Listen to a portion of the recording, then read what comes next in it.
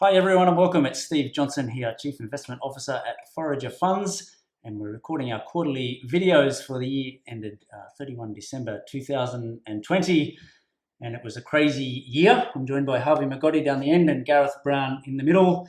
Congratulations guys, absolutely fantastic year for the International Fund with returns that we probably didn't imagine at the start of the year, let alone at the end of March when things were looking pretty hairy out there. But well done, fantastic year. First, to you, Harvey, what did you make of it all? Thank you. Good to be here. Yeah, no, it's there's been some great stock picking across the board from the whole team. I think that really helped. The bottoms up was good. We got the top down right in March, and but it's more than that. I think it's the fund's philosophy, the nimble team, the ability to move quickly, fund size, and everything just came together really well for us. Yeah, there was a lot of nimbleness through the year, Gareth. It was a pretty frantic time. You've just had a couple of weeks off and a nice rest on the beach. What did the time for reflection say to you about the year of 2020? It's good to have some time off, that's for sure. Um, there was the quote that Charlie Munger made in a presentation just late last year, where he said that good investing requires this weird mix of patience and aggression. We were aggressive for a lot of last year, and I think that was the right call. We were aggressive at the bottom, and that really carried on through the year. I think increasingly it's becoming a time for patience. Now, that doesn't mean we shouldn't be turning over rocks, but we should be thinking more and more about the moves we make and perhaps try to be a bit slower to come to conclusions. Yeah, on that front, Jeremy Grantham published a pretty widely republished piece over the last couple of weeks talking about bubbles, particularly in some US concept stocks. I know you read a lot of his stuff. What did you make of that? We've all come back from the break and a fantastic year feeling pretty nervous about things. What did you think of that Grantham piece? I mean, firstly, he gets a lot of flack for being a perma bear, and it's just not right. There was an article that he wrote back 3 or 4 days before the bottom in 2009 called Reinvesting When Terrified. And it was something I went back to earlier this year when the COVID crash was happening, and it was really my North Star for a while. Then we mentioned it on that long webinar that you and I did in March 23, right at the bottom. He's got an amazing track record of those pivot points in markets, in my opinion. The 2000 bubble, the 2007 bubble, the 2009 bottom. I find him a really fascinating character. He thinks quite differently than we do. He's calling this period now a bubble in the bigger tech names in the US in particular. And, you look at the Teslas of the world, it's sort of hard not to agree with him. From our point of view, we just want to make sure we're not caught up in any of the backlash around that. We have some things that are at the growthier end of the spectrum, and we've aggressively been taking profits, really for more than 6 months and thinking about it in a portfolio management context. We just want to be careful not to get dragged into anything if there is an unwind there. Yeah, I think you do need to be careful, particularly with the overconfidence thing coming out of a really good year. But Harvey, you're adamant there's plenty of good ideas out there. And I think just being back in the office together for a week and bouncing some ideas off each other and having a look in some different spaces, it's clear to me at least that this is not applicable to the whole market out there. Yeah, I mean, I definitely agree. I think it's about balance. You have parts of the portfolio where you see value within growthy stocks, and then you have other things that have been left behind lagging, and there's a case for them to start working once again, whether that be because of the unlock or whatever else. There's a ton of opportunities that I see every day. I mean, we were working on some 2-3 months ago that have already doubled, and we missed them, just because we didn't move fast enough. The market's aggressive, but there's always, as Brigade said, rocks to turn over and things to find. So, I have 2 charts here that I think would be interesting, particularly when it comes to global valuations, and we can put them up on the screen perhaps. But this is the performance of growth versus value right here on this one, and you can see we're at very extreme levels. And since the GFC, with money printing and rates that continue to decline to now, almost levels that can't go much lower. What's happened is that sector's performed well, but that also means that a big portion of the market's been left behind, and part of that market is part of those stocks are finally starting to work now. If you can look at the valuations as well. This is a chart of P's of value versus growth, extreme levels. Clear rip upwards over the last 2-3 years. You've come to extended levels. Some of these are amazing companies that will continue to grow, and there is a right price for them, and the price might be right at this point, but it's hard to see them going too much further. So I agree there's bubbles in the pocket of the market, but X-Tech, X-Growth, there's a lot of very reasonable price assets. Yeah, I think you can see that even in some market indices. Like the UK market has gone absolutely nowhere over 20 years, and Europe is largely the same. And there's plenty of good debates to have about the value versus growth thing and whether all this disruption is killing things. But the one thing that is clear about that is by number of stocks, you've got huge swathes of the market that have not participated in this bubble. And I think amongst that, there might be some businesses that are in decline and plenty that are not and are able to reinvent themselves and move on as well. Look, I think a really good example of the type of opportunity that's out there, really enjoyed your write-up, Harvey, of Whole Earth. I keep calling it Whole Foods, but it is Whole Earth Brands in the latest quarterly report. Really interesting business. Can you just start with a quick insight about what it does? Yeah, I mean, just really simply at a high level, the majority of the business is natural and artificial sweeteners. It's trading at a ridiculously attractive valuation for what is a staple, but also exposed to secular growing markets. Or organic and natural sweeteners are a category that's expanding really rapidly from a low level. To give you a sense, penetration in the US is 13% for this category. Globally, it's only 3%. So you have a company that's compounding nicely at, call it, 5 to 8% a year at the earnings level, and that's trading at less than 7 times EBITDA, which is operating profits before amortization and depreciation, which you need to look at because there's some amortization in this from deals and M&A. Now, what I really liked about this one is the setup. It's come to the market as a fire sale by corporate raider Ron Perlman, and he's been selling everything from yachts to artwork to try to delever across his portfolio.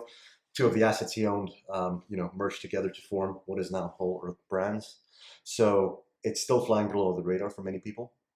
It's a small cap stock, not so small anymore. It's gone up a bit since we dipped our toes in the water, but it's still a small cap, not very well researched, and just like a gem that's hidden in plain sight, so to speak. So we're very positive on it, and the fact that he had to sell it at a very discounted price is the opportunity that we get to capitalize on. Yeah, most of our investors probably familiar with some of those brands.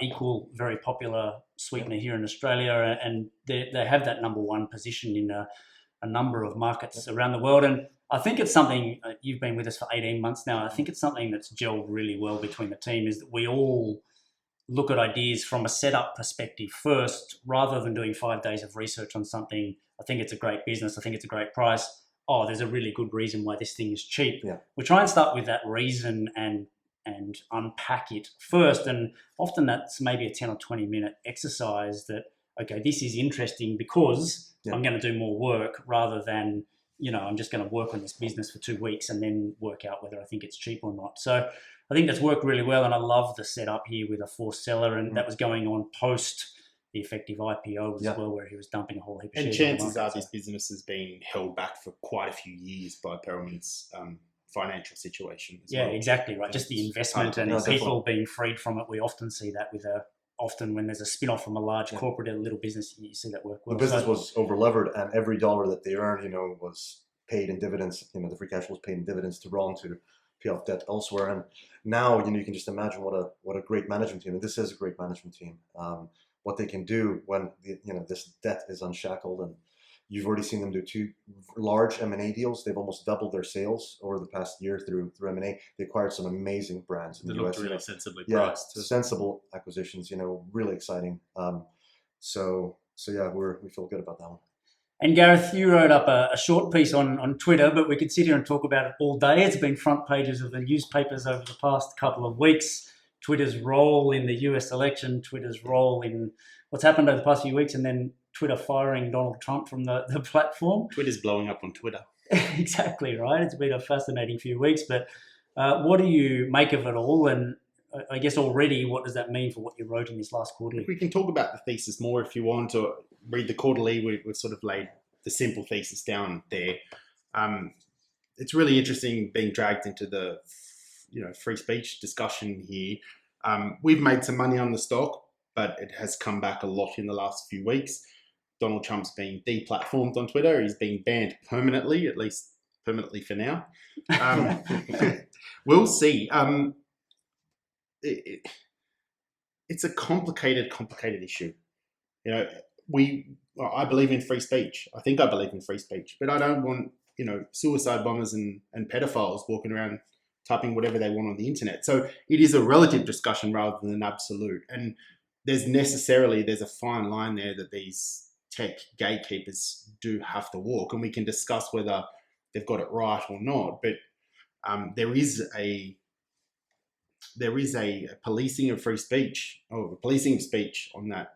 Yeah, and there's a massive question, I think, about whose job it is to decide where that line is, right? Yes. But, I mean, what does it mean for you as an investor in this business? Is it an important issue from a financial perspective and a valuation perspective, or is it something? I mean, it certainly could be. It's, do you ban a sitting president from a mouthpiece? This is begging for regulation, and it may not happen under the Democrats, but it's certainly something the Republicans might want to look to down the track. I think, and Europe as well. It probably will happen where all the leaders have backlashed against. Look, I think it's just, if you want to be the gatekeeper to the global conversation, then it's sort of something it's the price of doing business, and it's something they're going to have to get to work around and be part of, whether they're the ones doing it or whether it's independent third parties doing it.